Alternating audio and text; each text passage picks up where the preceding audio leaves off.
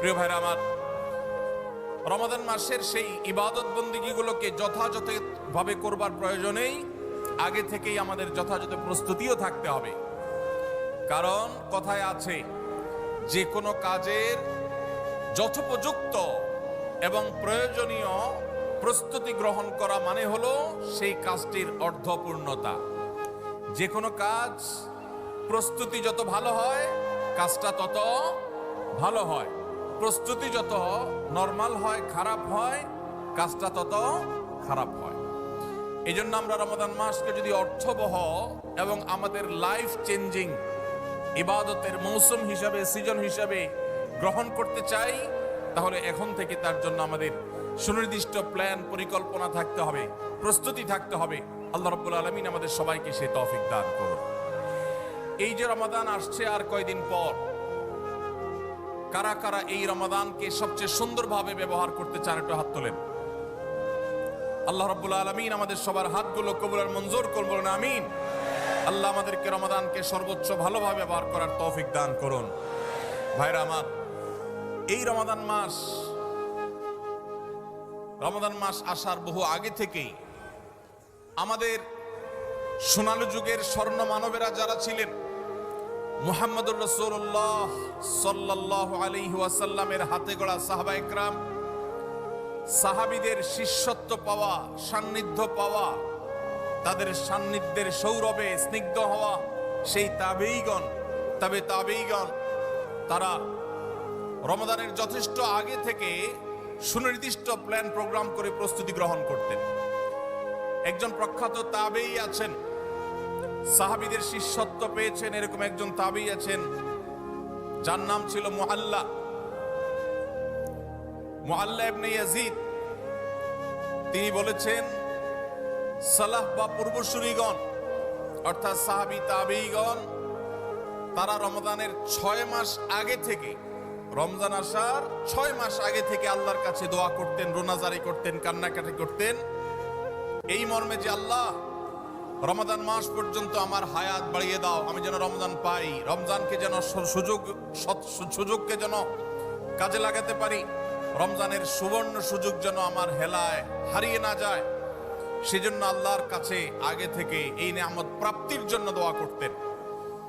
আর রমজানের পরে বাকি যে 6 মাস, এই 6 মাস তারা দোয়া করতেন, আল্লাহ রমজানে যে সমস্ত আমল ইবাদত, যে সমস্ত নেক আমল বন্দেগী আপনি করার তৌফিক দিয়েছেন, সেগুলো যেন আপনি মেহেরবানি করে কবুল এবং মঞ্জুর করেন, অ্যাকসেপ্ট করেন, আপনি যেন সেগুলোকে গ্রহণ করে নেন।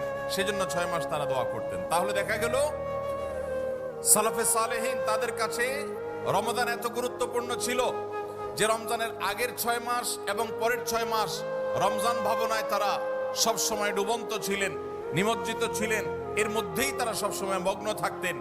অথচ আমাদের শাবানের 10, 15, 20 দিন চলে গেলেও রমাদানের আবহ আমাদের অনেকের জীবনে, আমাদের অনেকের লাইফস্টাইলে, আমাদের অনেকের প্ল্যান পরিকল্পনার মধ্যে দেখা যায় না। এজন্য ভাইরা আমার, যথাযোগ্যভাবে রমজানকে যদি আমরা কাটাতে চাই, এর সঠিক ব্যবহার যদি করতে চাই, যেই প্রস্তুতিগুলো লাগবে, 11টি প্রস্তুতি যেগুলো আমাদের রমজানকে সার্থক করতে পারে ইনশাআল্লাহ, তার মধ্যে সর্বপ্রথম যে প্রস্তুতিটি দরকার সেটি হলো রমজান মাস শুরু হওয়ার আগে থেকেই, যথেষ্ট আগে থেকেই তওবা এবং ইস্তেগফার করতে হবে। কি করতে হবে ভাই? তওবা ইস্তেগফার কেন করবেন? তওবা ইস্তেগফার তো সারা বছরের রুটিন আমল। রমাদানকে কেন্দ্র করে রমজান মাসকে যদি আপনি সঠিকভাবে ব্যবহার করতে চান, তাহলে কেন আপনাকে তওবা ইস্তেগফার করতে হবে? কারণ হলো তওবা এবং ইস্তেগফার এর মাধ্যমে আমরা আল্লাহর রহমতের উপযুক্ত হব। মক্কার মসজিদুল হারামের ইমাম শেখ আব্দুর রহমান আস-সুদাইস হাফিজাহুল্লাহ, তার কাছে সৌদি আরবের কিছু যুবকরা এসেছিলেন, এসে বললেন, শেখ,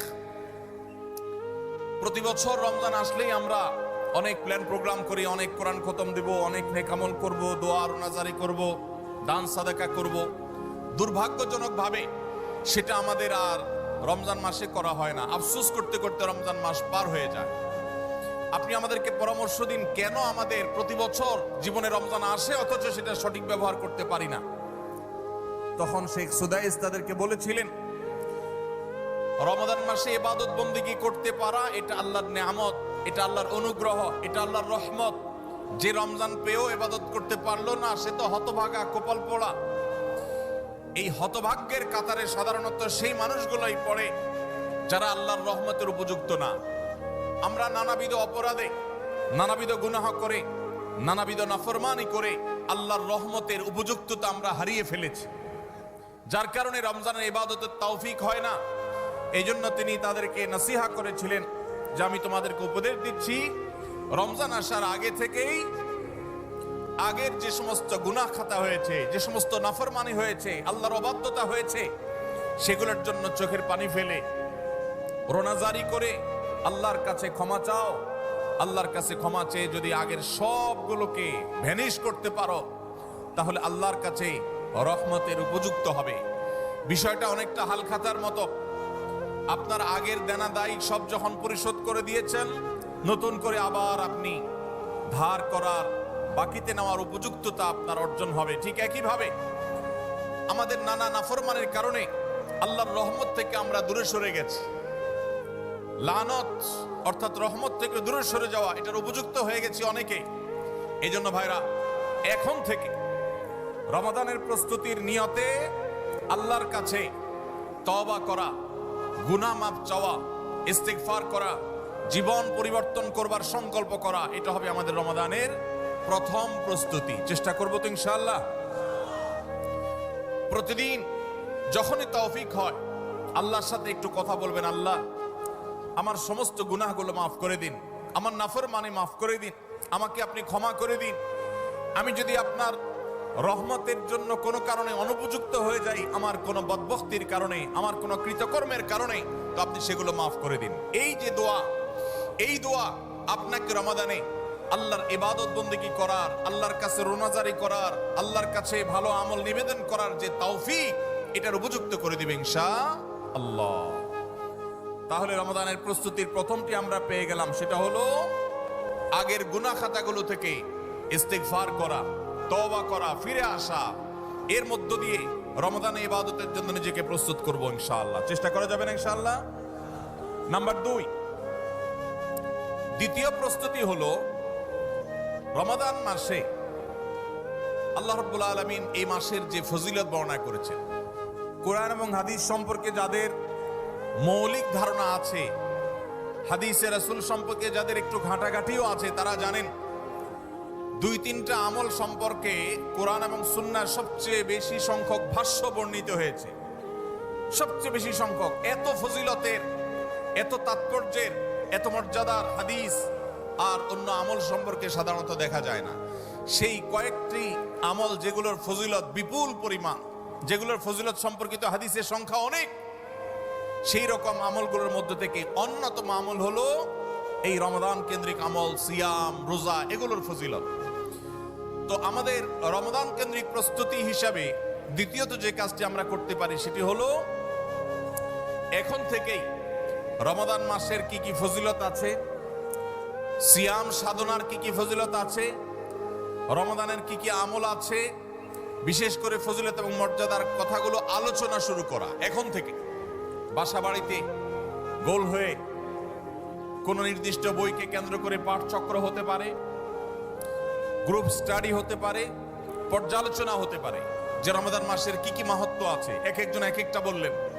এই আলোচনা পর্যালোচনার মধ্য দিয়ে মনোজগতে রমাদানের জন্য এক ধরনের প্রস্তুতি, এক ধরনের আবহ তৈরি হবে ইনশাআল্লাহ।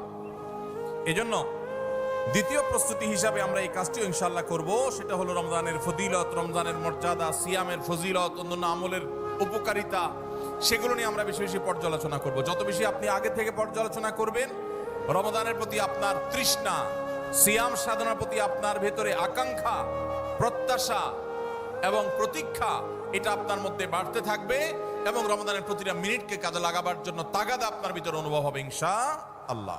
নাম্বার 3, তৃতীয় প্রস্তুতি হলো আমাদেরকে প্রতিজ্ঞা করতে হবে এই রমাদানে আমরা নেকামল করবই করব এবং কোন আমল, কোন ভালো কাজ, কোন সুন্নাহ এটা করার ব্যাপারে কোনো প্রকার অলসতা করব না। কারণ ভাইরা আমার, রমজান মাস পেয়েও যদি আল্লাহর কাছে কেউ ক্ষমা না পায়, একটা প্রসিদ্ধ হাদিস আপনারা সবাই কম বেশি শুনেছেন যে নবী সাল্লাল্লাহু আলাইহি সাল্লামের কাছে জিবরিল এসে বলেছেন, বাউদা মান আদরাকা রমাদান ফালাম ইউগফার লাহ, যে ব্যক্তি রমজান পেয়েছে অথচ রমজানের এই বিশাল সুবর্ণ সুযোগকে কাজে লাগিয়ে সে তার জীবনের সব গুনাহগুলো মাফ করাইতে পারে নাই,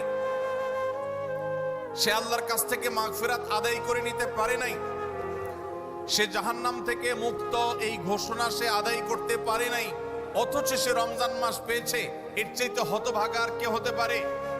তার সে ধ্বংস হোক, এই বদদুআয় নবী সাল্লাল্লাহু আলাইহি সাল্লাম আমিন বলে সমর্থন জানিয়েছেন, সায় দিয়েছেন। এজন্য ভাইরা, রমজান মাস এসেছে কিন্তু আমল ইবাদত হয় নাই, রমজান মাস এসেছে আবার চলে গেছে কিন্তু আমার গুনাহ আল্লাহর কাছ থেকে মাফ করাতে পেরেছি বলে আমার বুক সায় দেয় না, তাহলে এর চাইতে বড় হতভাগা, এর চাইতে বড় কপাল পড়ার কেউ হতে পারে না।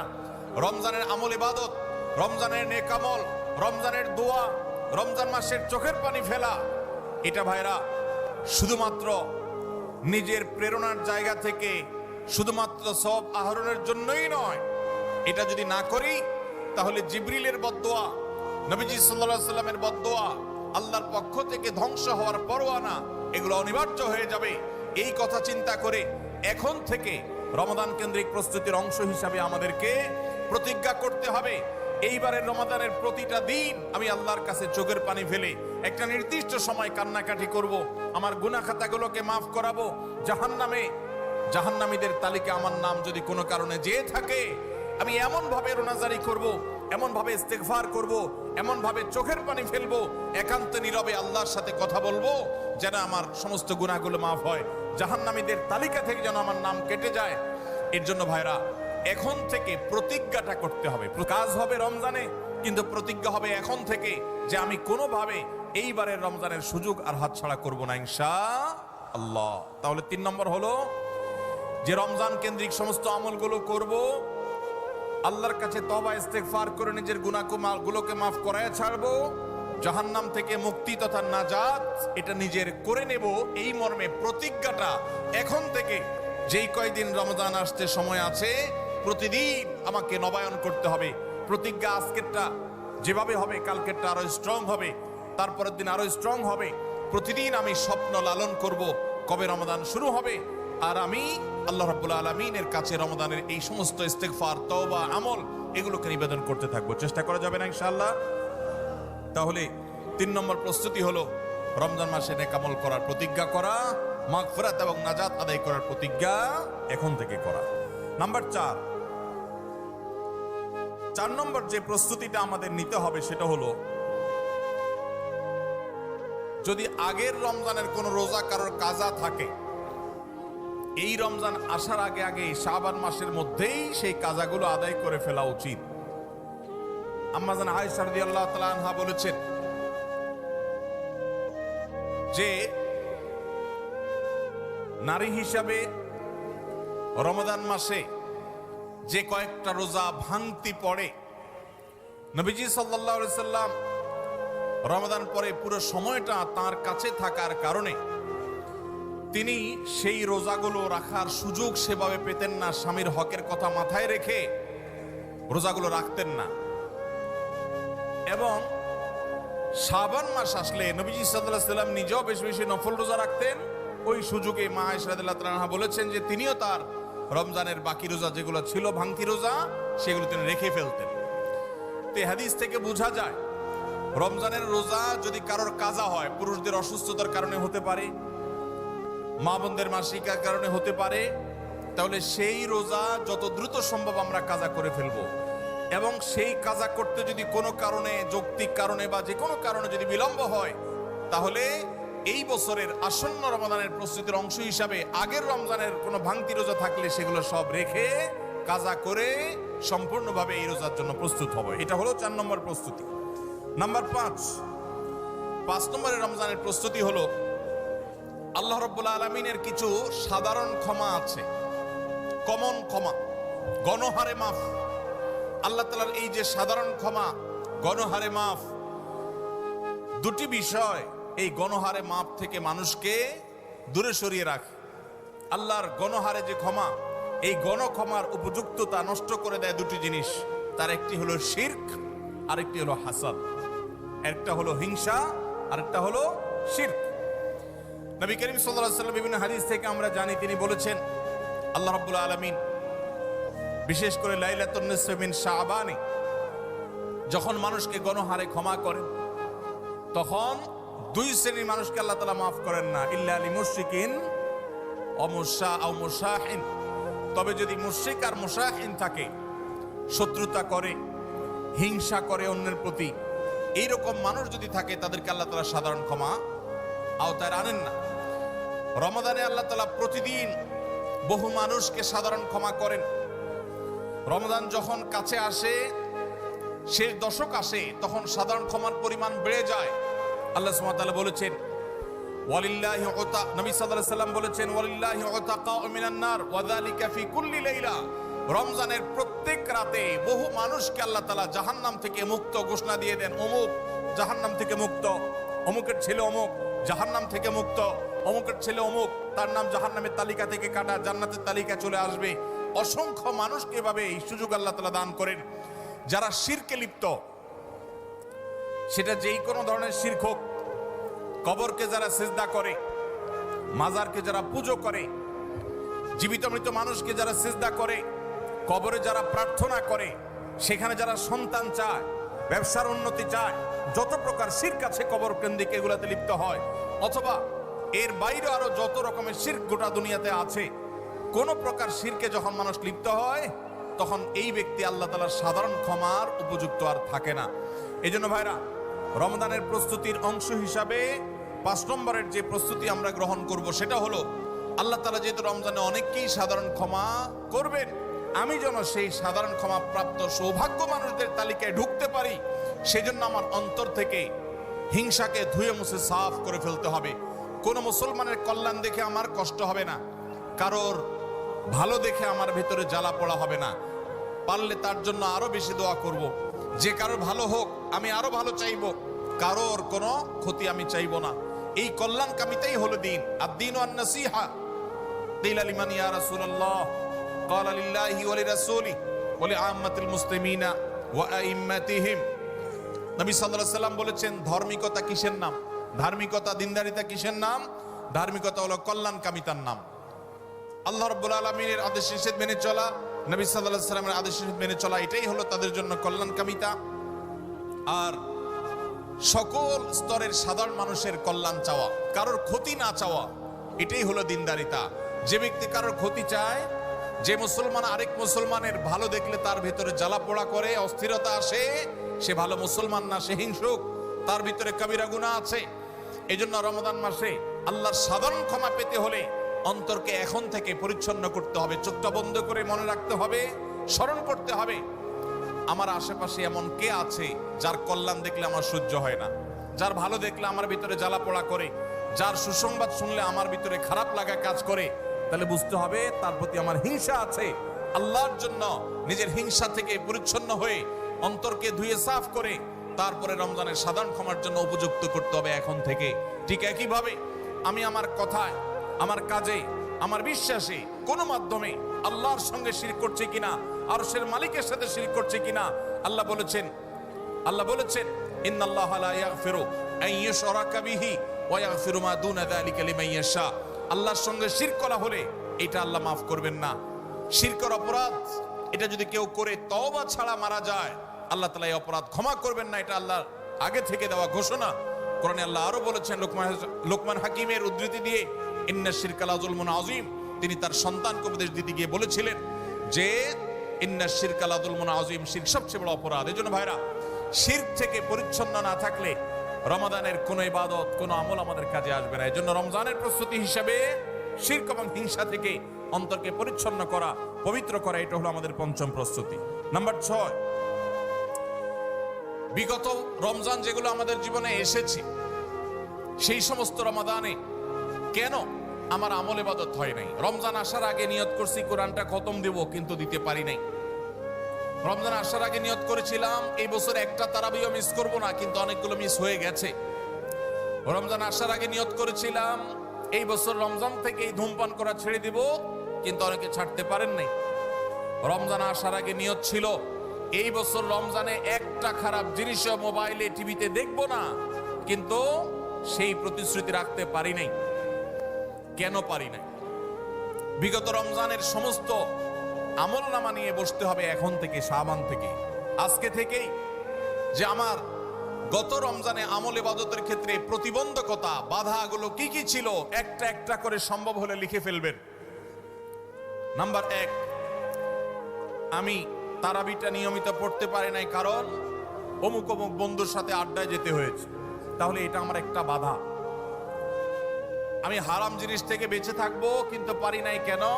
কারণ ফেসবুকে ঢুকছে একটা কাজে, সেখান থেকে আমার আরো 5টা অকাজ করা লাগছে।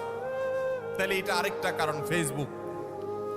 এভাবে একটা একটা করে আপনি যদি কারণ লেখেন, লেখার পর আসন্ন রমাদানকে অর্থবহ এবং সার্থক করবার স্বার্থে এবং প্রয়োজনে সেই চিহ্নিত কারণগুলো একটা একটা ধরে হিম্মত করে সৎসাহস করে আল্লাহকে সন্তুষ্ট করবার আশায় ছুঁড়ে ফেলে দিতে হবে নিজের জীবন থেকে।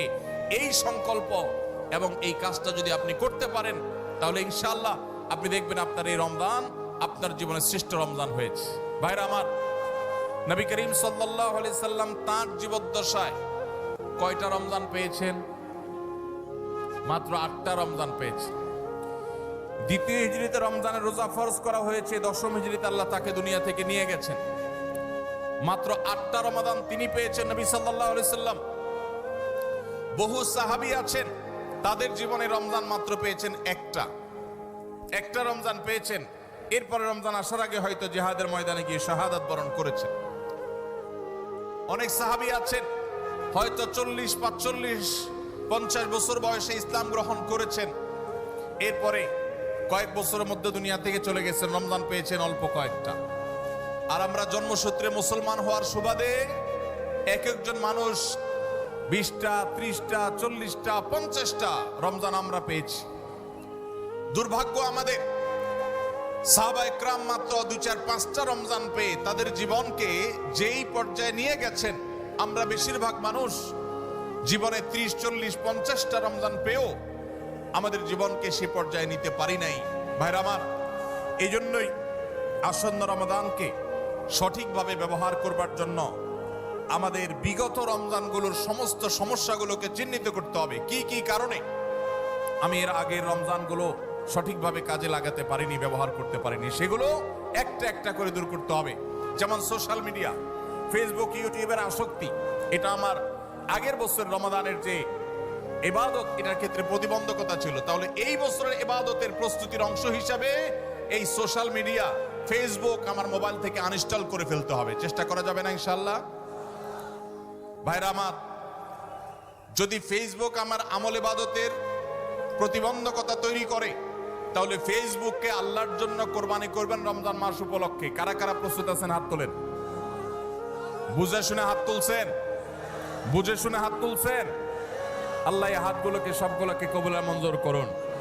যুবক ভাইয়েরা, আপনারা ফেসবুক মোবাইল থেকে আনইনস্টল করার নিয়ত করছেন, এটার মানে কিন্তু আপনারা এক একজন আল্লাহর রাহে কোরবানি হওয়ার নিয়ত করছেন। প্রস্তুত আছেন তো ইনশাআল্লাহ? নিজেদের কোরবানি করার জন্য প্রস্তুত আছেন তো ইনশাআল্লাহ? আল্লাহ তাআলা আমাদেরকে তৌফিক দান করুন। ভাইরা আমার, রমাদানের 6 নম্বর প্রস্তুতির অংশ হিসেবে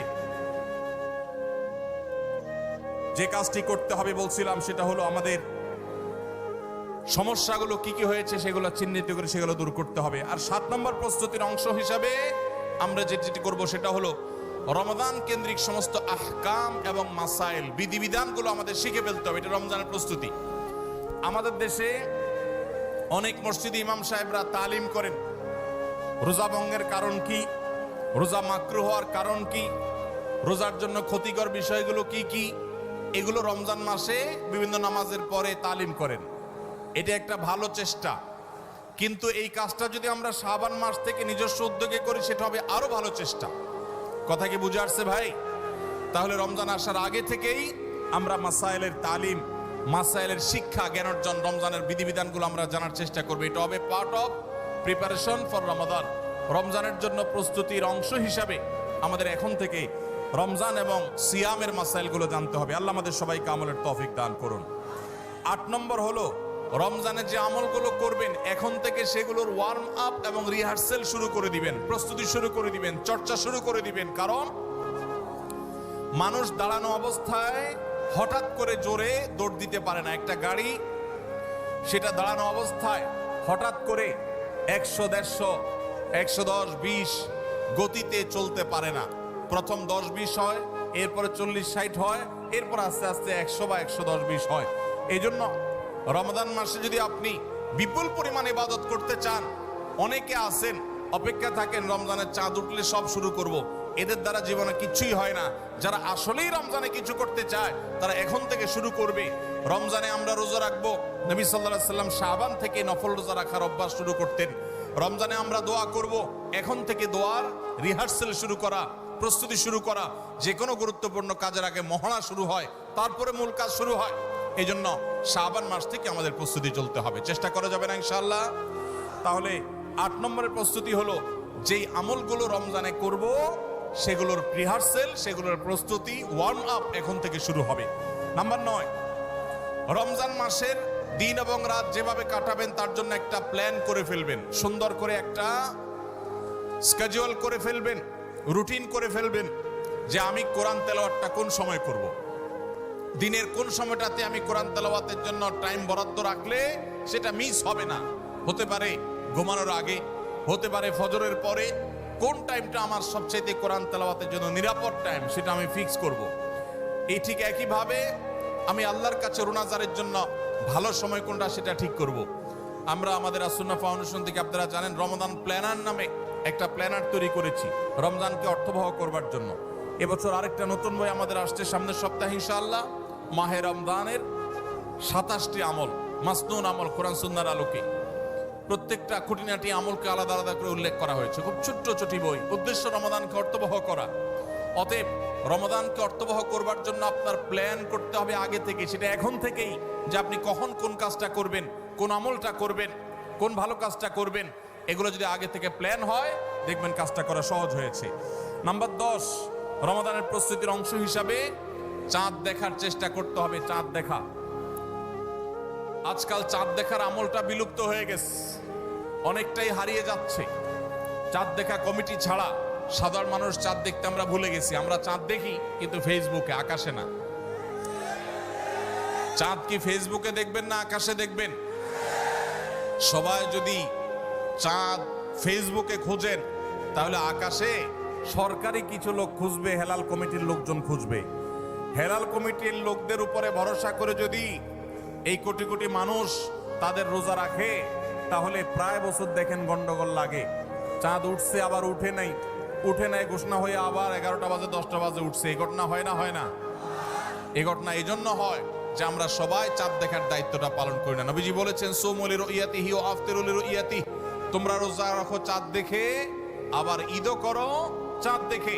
এই জন্য 29শে শাবান পশ্চিম আকাশে চাঁদ খোঁজার চেষ্টা করবেন সন্ধ্যার সময়। চেষ্টা করবেন না ইনশাআল্লাহ? চেষ্টা করে যদি চাঁদ দেখতে নাও পারেন তারপর আপনি সওয়াব পাবেন। আর যদি চাঁদ দেখেন তাহলে দোয়া করবেন, আল্লাহুম্মা আহিল্লাহু আলাইনা বিল ইয়ুমনি ওয়াল ঈমান ওয়াস সালামাতি ওয়াল ইসলাম রাব্বি ওয়া রাব্বুকাল্লাহ। হে আল্লাহ, এই চাঁদকে আপনি বরকত এবং ঈমান দিয়ে আমার জন্য পরিপূর্ণ করে দিন। এই মাস আমার জন্য নিরাপদ এবং ইসলাম দিয়ে পরিপূর্ণ করে দিন। হে চাঁদ, তোমার আর আমার পালনকর্তা একজন আল্লাহ। অতএব এই চাঁদ দেখার চেষ্টা করবো। এটাও রমাদানের প্রিপারেশন, রমাদানের প্রস্তুতির অংশ। 11 নম্বর হলো আল্লাহর কাছে ভাই চোখের পানি ফেলে এখন থেকে দোয়া করব, আল্লাহ এই যে রমজান আসছে এটা যেন আমার জন্য লাইফ চেঞ্জিং হয়, এটা যেন আমার জীবন পরিবর্তনকারী হয়, এটা যেন আমাকে মুত্তাকি বানিয়ে ছাড়ে, এটা যেন আমাকে নেকামল ওয়ালা বানিয়ে দেয়, এটা যেন আমার জীবনে বিশাল বড় অ্যাচিভমেন্ট এনে দেয়, এটা যেন আমাকে মাগফিরাত পাইয়ে দেয়, এটা যেন আমাকে নাজাত পাইয়ে দেয়, এটা যেন আমাকে জান্নাতের উপযুক্ত করে। এই রমজান যেন আমাকে জাহান্নামীদের তালিকা থেকে আমার নামকে কাটানোর নিশ্চয়তা এনে দেয়। সেইভাবে রমজানকে কাটাবার জন্য আপনি তৌফিক দান করুন। এখন থেকে আল্লাহর কাছে এই বরাদ্দ আদায় করতে হবে, চেয়ে নিতে হবে এবং সেটার জন্য দোয়া করতে হবে। এই দোয়াটা হলো একাদশ এবং সর্বশেষ প্রস্তুতি। চেষ্টা করা যাবে না ইনশাআল্লাহ?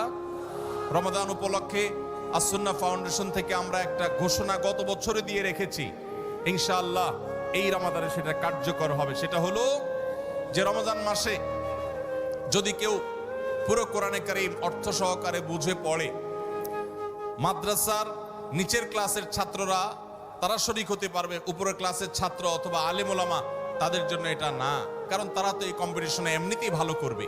এটা আমাদের সাধারণ শিক্ষিত ভাইদের জন্য, স্কুল কলেজের ভাইদের জন্য, সর্বস্তরের নারী পুরুষ, দেশে বিদেশে প্রবাসে থাকা সব মানুষদের জন্য উন্মুক্ত। অনলাইনে নিজস্ব ওয়েবসাইটে আমরা এই পরীক্ষা নিয়ে থাকি। 6টি ধাপে সারা বছর নেওয়া হয়েছে। এখন সামনে রমাদানে যেটা হবে সেটা হলো মূল। যে কেউ যারা আগের কোনো ধাপে পরীক্ষা দেয় নাই তারাও সবাই দিতে পারবে। কাজ হলো শুধু একটাই, সেটা হলো রমাদানকে কেন্দ্র করে আপনি টার্গেট করবেন পুরা কোরআনের শুরু থেকে শেষ পর্যন্ত আমি একবার ভালো করে অর্থ সহকারে বুঝে পড়ার চেষ্টা করব। চেষ্টা করা যাবে না ইনশাআল্লাহ? আল্লাহ তাআলা কি বলেছেন পুরা কোরআনে আমরা অনেকেই পড়তে চাই, জানতে চাই, কিন্তু হয়ে ওঠে না। আপনি এই রমজানকে কেন্দ্র করে যদি টার্গেট করেন প্রতিদিন আমি 1 পারা বা 1.5 পারা, ইমাম সাহেব বা হাফেজ সাহেব তারাবিতে যে তেলাওয়াত করেন পুরো পারাটা আমি যদি সুন্দর করে দেখে যাই এবং দেখার পরে পরিবারের লোকদের সাথে গ্রুপ স্টাডি করি, মুদারাসা করি, যেটা নবী সাল্লাল্লাহু আলাইহি সাল্লাম জিবরিলের সাথে করতেন, সেটা যদি আপনি করেন তাহলে রমজানের শেষ জুমাবার বাদ ফজর অনলাইনে আমাদের পেজ থেকে লিংক দেওয়া হবে। লিংকে ক্লিক করে শর্ট টার্মে একজন একটু রেজিস্ট্রেশন করে দিতে হবে। নিজে পারলে ভালো, না হলে যারা অনলাইন বোঝে তারা 1 মিনিট লাগবে রেজিস্ট্রেশন করতে, বাস। এরপরে আপনি ডাইরেক্ট পরীক্ষা দিতে পারবেন। এমসিকিউ প্রশ্ন, একটা অক্ষরও লিখতে হবে না, সব প্রশ্ন উত্তর দেওয়া আছে, 4টা উত্তর দেওয়া থাকবে, সঠিকটা সিলেক্ট করতে হবে। এই পরীক্ষা যারা বিজয়ী হবেন তাদের জন্য পুরস্কার হলো 15 লক্ষ টাকা। 15 লক্ষ টাকার পুরস্কারের ঘোষণা আমরা দিয়েছি। এর মধ্যে প্রথম 3 জনকে আমরা ইনশাআল্লাহ বিদিনিল্লাহ উমরা করাবো। 3 জনের উমরার জন্য আল্লাহর 3 বান্দা ইতোমধ্যে স্পন্সর হয়ে টাকা জমা দিয়ে দিয়েছেন আমাদের কাছে। এখন শুধুমাত্র কারা কারা উমরা যেতে চান সে মানুষগুলো দরকার। আপনারা সবাই যেতে চান ইনশাআল্লাহ? অতএব ভাইরা, রমাদানকে কেন্দ্র করে ওই যে প্রিপারেশন, প্রস্তুতির অংশ হিসাবে এখন থেকে কোরআনে কারীম বুঝে পড়া শুরু করে দেন। পরীক্ষার দিন পরীক্ষা দেন। আপনি পুরস্কার জিতেন আর না জিতেন, আল্লাহ বলেছেন ফাস্তাবিকুল খায়রাত, ভালো কাজে প্রতিযোগিতা করা এটা ইটসেলফ একটা ভালো কাজ। অতএব আপনি পরীক্ষায় অংশগ্রহণ করেছেন, প্রতিযোগিতায় নাম লিখিয়েছেন, এটাই একটা ইবাদত। আপনার রমাদান কর্তব্য করে দিতে পারে ইনশাআল্লাহ। সবার চেষ্টা করবো তো ইনশাআল্লাহ রমাদানকে কেন্দ্র করে। তাহলে যেই প্রস্তুতিগুলো আমরা নিতে পারি, যেগুলো আমাদের রমাদানকে অর্থবহ করতে পারে, তার ভিতরে 1 নম্বর বলেছিলাম তওবা ইস্তেগফার করে আগের সব গুনাহগুলো থেকে আল্লাহর কাছ থেকে মাগফিরাত আদায় করে নেওয়া, যাতে করে রমজানে ইবাদতের জন্য আপনি উপযুক্ত হন, আল্লাহর রহমত প্রাপ্তির তৌফিক প্রাপ্ত হন। অনেক সময় গুনাহগুলো ইবাদতের ক্ষেত্রে বাধা হয়, গুনাহের কারণে আল্লাহর ইবাদতের তৌফিক হয় না। নাম্বার 2, আল্লাহ রাব্বুল আলামিন রমাদানের এবং সিয়ামের যে ফজিলতের কথা বলেছেন, নবীজি সাল্লাল্লাহু আলাইহি সাল্লাম যেসব ফজিলতের কথা বলেছেন, মর্যাদা, মাহাত্ম্য, তাৎপর্যের কথা বলেছেন, এগুলোর আলোচনা, পর্যালোচনা এগুলো এখন থেকে শুরু করা। আপনার অফিসে বাসায় বিভিন্ন রকমের হাদিস, রমাদানের ফজিলত, সাহারি ইফতারের ফজিলত, গুনাহমুক্ত থাকার ফজিলত, তাকওয়া চর্চার ফজিলত, রমজানের আমল, এগুলো এখন থেকে জানাশোনা শুরু করে দেন। এখন থেকে এটা রিহার্সাল শুরু করেন। রমাদানকে অর্থবহ করবার জন্য আমরা রমাদান প্ল্যানার করেছি। রমাদানকে অর্থবহ করবার জন্য আমরা কোরআন তারাবির সালাতে কোরআনের বার্তা বই করেছি। রমাদানকে অর্থবহ করার জন্য আমাদের আরেকটা বই আসছে, মাহে রমজানের 27 আমল। এই সব আয়োজন কিভাবে রমজানকে সুন্দরভাবে কাটানো যায় সেজন্য এখন থেকে আপনি ফজিলতের হাদিসগুলো জানেন, আলোচনা করেন, দেয়ালে দেয়ালে নিজের বাসায় লাগায় রাখেন এবং বারবার দেখেন, পর্যালোচনা করেন, আবহ তৈরি হবে ইনশাআল্লাহ। নাম্বার 3, তৃতীয় প্রস্তুতি হলো এইবারের রমাদানে যে কোনো ভাবে মাগফিরাত আদায় করে ছাড়বো আল্লাহর কাছ থেকে। জাহান্নামীদের তালিকা আমার নাম থেকে থাকলে এটা কাটায় ছাড়বো, এই মর্মে প্রতিজ্ঞা করা, এটাও প্রিপারেশন। এখন থেকে নিয়ত করা যে এই রমজানটা অর্ডিনারি রমজান হবে না। এই রমজানটা শুধু সাহারি আর ইফতার আর তারাবি এই 3 জিনিসের নাম হবে না। এটা একটা অর্থবহ রমজান হবে। একটা নাফরমানি আমি করব না, একটা গুনাহ আমি করব না। এখন থেকে প্রতিজ্ঞা করতে হবে নিজের সাথে নিজে, প্রতিদিন নিজের সাথে নিজের বোঝাপড়া ফাইনাল করতে হবে, এটা প্রস্তুতি। নাম্বার 4, বিগত রমাদানের যদি কোনো রোজা কাজা হয়ে থাকে সেগুলো সব আদায় করে শেষ করতে হবে শাবানের মধ্যে। নাম্বার 5, শিরক এবং হাসাদ, হিংসা, এগুলোর কারণে আল্লাহর সাধারণ ক্ষমার উপযুক্ততা মানুষ হারিয়ে ফেলে, সেগুলো থেকে মুক্ত থাকার প্রতিজ্ঞা করে মুক্ত থাকার জন্য চেষ্টা করতে হবে এখন থেকে, যে শিরক থেকে থাকলে জীবনে কখনো সে শিরক থেকে মুক্ত হওয়া, অন্তরের কারো প্রতি হাসাদ থাকলে সেটাকে দূর করা, তার কল্যাণকামী হওয়া, এগুলোর মধ্য দিয়ে রমজানে যে সাধারণ ক্ষমা হবে তার জন্য যে উপযুক্ততা তৈরি করা, এটাও রমজানের প্রস্তুতির অংশ। নাম্বার 6,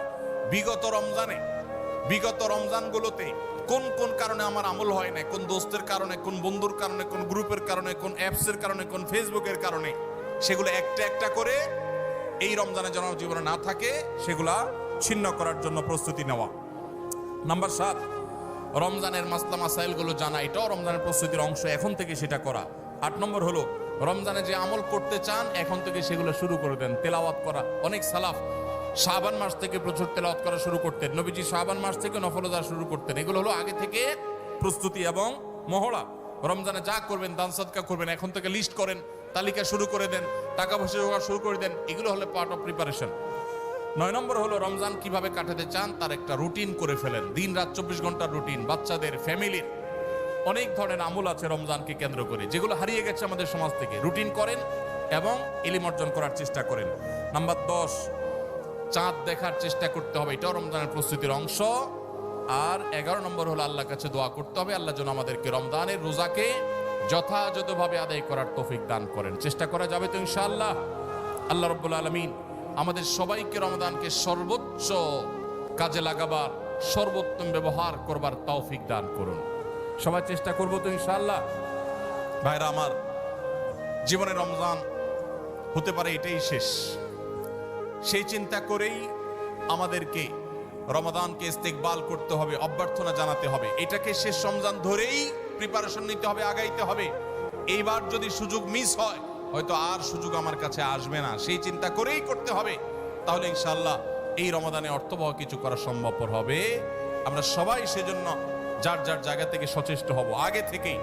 এবং মনে রাখবেন, আবারও বারবার বলছি যে নবী সাল্লাল্লাহু আলাইহি সাল্লামের সেই হাদিসটি মাথায় রাখতে হবে, রমজান মাসটা আমল করে, ইবাদত করে কিছু কামাইতে পারলাম ভালো, না কামাইতে পারলাম তেমন কোনো ব্যাপার না। ব্যাপারটা সেরকম না। ব্যাপারটা হলো, যদি এই মাস চলে যায় আর অবহেলায় আপনি আল্লাহর কাছ থেকে মাগফিরাত আদায় করতে না পারেন, তাহলে বাউদামান আদরাকা রমাদান ওয়া লাম ইগফার লাহ, এই হাদিসের মিসদাক হবেন আপনি, এই হাদিসের প্রয়োগ ক্ষেত্র হবেন আপনি। সেক্ষেত্রে রমজান পেয়েও মাগফিরাত না পাওয়ার কারণে ধ্বংস অনিবার্য হয়ে যাবে। এটা শুধুমাত্র শখের বিষয় না, এটা ডু অর ডাই এর মতো ব্যাপার। আপনি রমজান পাইলেন না, মাগফিরাত পাইলেন না, জাহান্নাম নিশ্চিত হবে। অতএব যারা বাঁচতে চায় তারা এখন থেকে প্ল্যান প্রোগ্রাম করা যাবে না ইনশাআল্লাহ।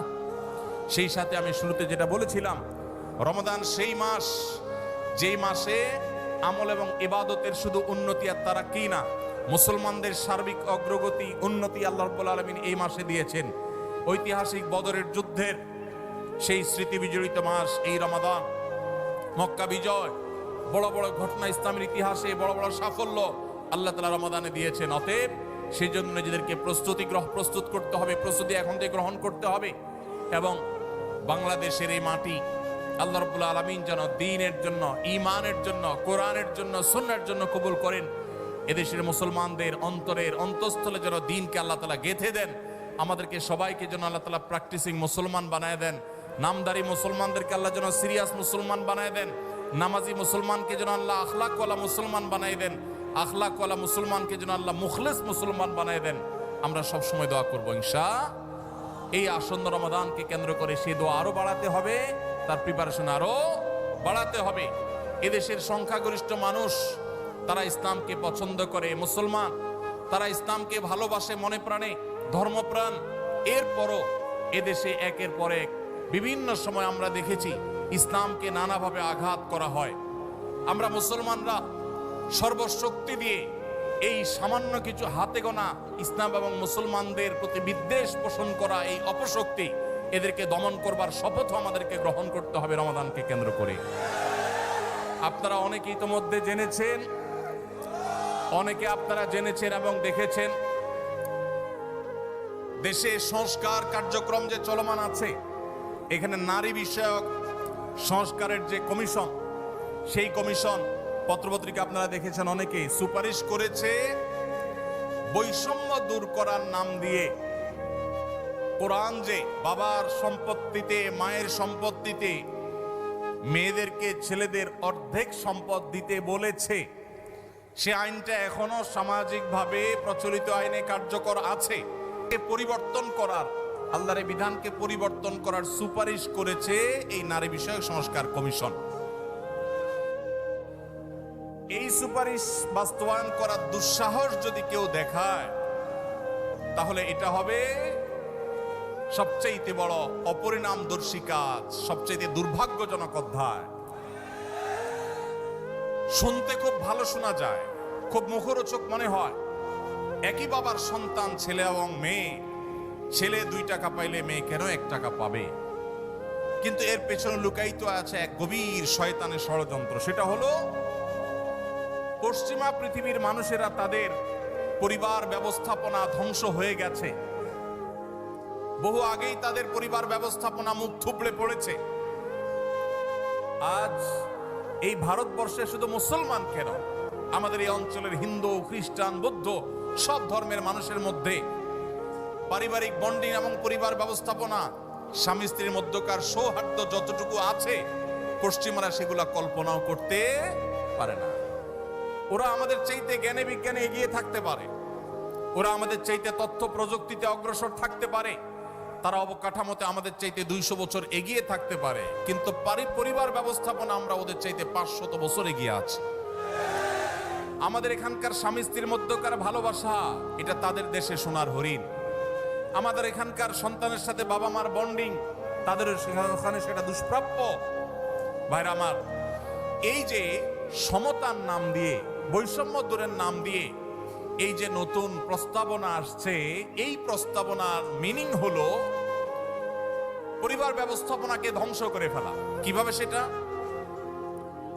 ছেলে এবং মেয়ে উভয় যখন সমান সমান হারে 1 টাকা করে পাবে, তখন পশ্চিমাদের মতো ছেলে বলবে মেয়েকে, বাসা ভাড়া তুমি অর্ধেক শেয়ার করো, সংসার খরচ তুমি অর্ধেক শেয়ার করো, যেভাবে পশ্চিমা পৃথিবীতে আছে।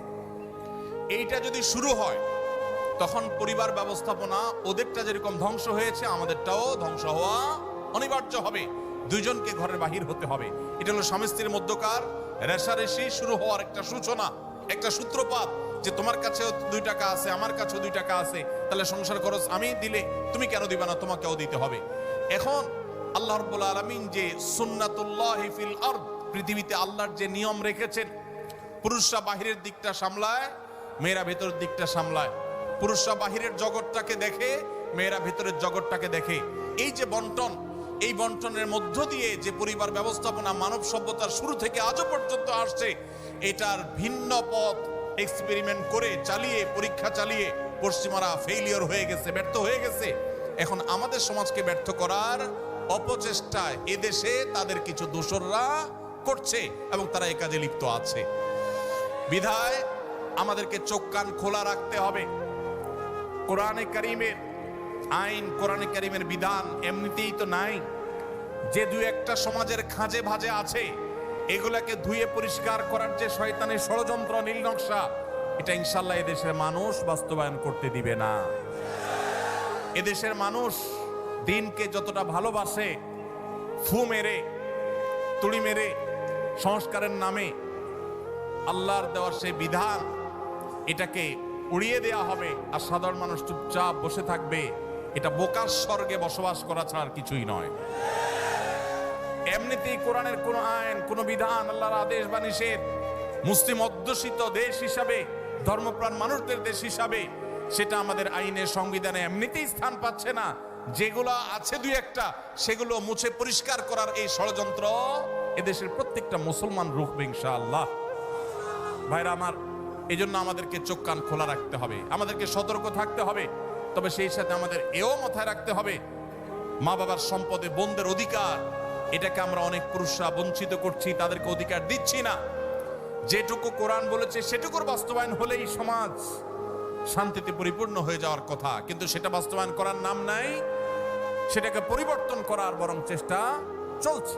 ভাইরা আমার, আল্লাহ রাব্বুল আলামিন আমাদেরকে নারী পুরুষের মধ্যে সমতা বিধান করতে বলেন নাই, ন্যায্যতা বিধান করতে বলেছেন। কি করতে বলেছেন? সমতা ইসলাম সমতার কথা বলে না, ন্যায্যতার কথা বলে। সব সময় সমতা মানুষের ন্যায্যতাকে নিশ্চিত করে না, সব সময় সমতা মানুষের ন্যায্যতাকে নিশ্চিত করে না। এজন্য ইসলাম ন্যায্যতা কথা বলেছে। ন্যায্যতা এটা থাকতে হবে, সমতা থাকা জরুরি নয়। আল্লাহ আপনাকে একটা ছেলে দিছে, একটা মেয়ে দিছে। ছেলেটার জ্বর হয়েছে, তাকে নাপা খাওয়াইছেন 103 ডিগ্রি জ্বর। মেয়েটার শরীরে কোনো জ্বর নাই, সুস্থ মানুষ। তাকে বলতেছেন তুমিও তো আমার ঘরে জন্ম নিয়েছ, এক পাতা নাপা কিনেছি, ছেলেটাকে খাইয়েছি একটা, তুমিও তো ভাত খাইছো, এখন একটা নাপা তুমিও খাও, না হলে তো আমার ভয় হয় যে আমি সমতা বিধান করলাম না। কি বলেন? ছেলের জ্বর হয়েছে, তাকে নাপা খাওয়াইছেন, এখন সমতা যদি বজায় রাখতে হয় তাহলে মেয়েকেও কি করা লাগবে? নাপা খাওয়ানো। এক ছেলের বয়স 20, তার জন্য যে সাইজের জামা কিনেছেন, আরেকজনের বয়স 10। সমতা বিধান করতে হলে তার জন্য একই সাইজের জামা কিনতে, একই সাইজের জামা যদি কিনেন তাহলে সেটা কি ইনসাফ হবে না বেইনসাফ হবে? ইসলাম এই মুখরোচক, সস্তা, শুনতে শুধু ভালো শোনা যায় এরকম সমতা নারী পুরুষের মধ্যে করতে বলে না, ন্যায্যতাকে নিশ্চিত করতে বলে। আপনি কোথাও আপনার ছেলে মেয়েদেরকে কোনো ভালো কিছু দেখাবার জন্য নিয়ে গেছেন, দুইজন ছেলে বা একজন ছেলে একজন মেয়ে গেছে, একজন বড় একজন ছোট, একটু উপরে উঠে দেখতে হবে। সেজন্য যে বড় 15 বছর বয়স, তার দেখার সুবিধার জন্য 3টা ইট দিয়ে বলেছেন তুমি এবার দাঁড়াও, সে দেখতে পাচ্ছে। এখন যার বয়স 5, তার জন্য যদি 3টা ইট দেন সে কি দেখতে পাবে? কিন্তু যেহেতু বড়জনকে 3টা দিবেন, ছোটজনকেও 3টা দিবেন, ছেলেকে 3টা দিবেন, মেয়েকেও 3টা দিবেন, এটা হলো সমতার দাবি। আর ন্যায্যতার দাবি হলো যার 3টা লাগে তারা 3টা দিবেন, যার 6টা লাগে তাকে 6টা দিবেন। এটা হলো ন্যায্যতা। ইসলাম নারী পুরুষের মধ্যে ন্যায্যতা নিশ্চিত করতে বলে, সমতা নয়। পশ্চিমারা যে সমতার কথা বলে এটা মুখরোচক, বস্তা পচা, সস্তা স্লোগান। এই স্লোগান কখনো ইনসাফ প্রতিষ্ঠা করতে পারে না। পশ্চিমাদের সমাজ ব্যবস্থা ইনসাফ প্রতিষ্ঠা হয় নাই। নারীরা মুসলমানদের চাইতে 1000 গুণ বেশি নিগৃহীত, নিষ্পেষিত। আমাদেরকে বুঝতে হবে এবং ধারণ করতে হবে। আল্লাহ রাব্বুল আলামিন কোরআন এবং হাদিসের আলোকে আমাদের জীবনকে, আমাদের সমাজকে, আমাদের দেশকে, আমাদের পরিবারকে সবকিছুকে ঢেলে সাজাবার তৌফিক আমাদেরকে দান করুন।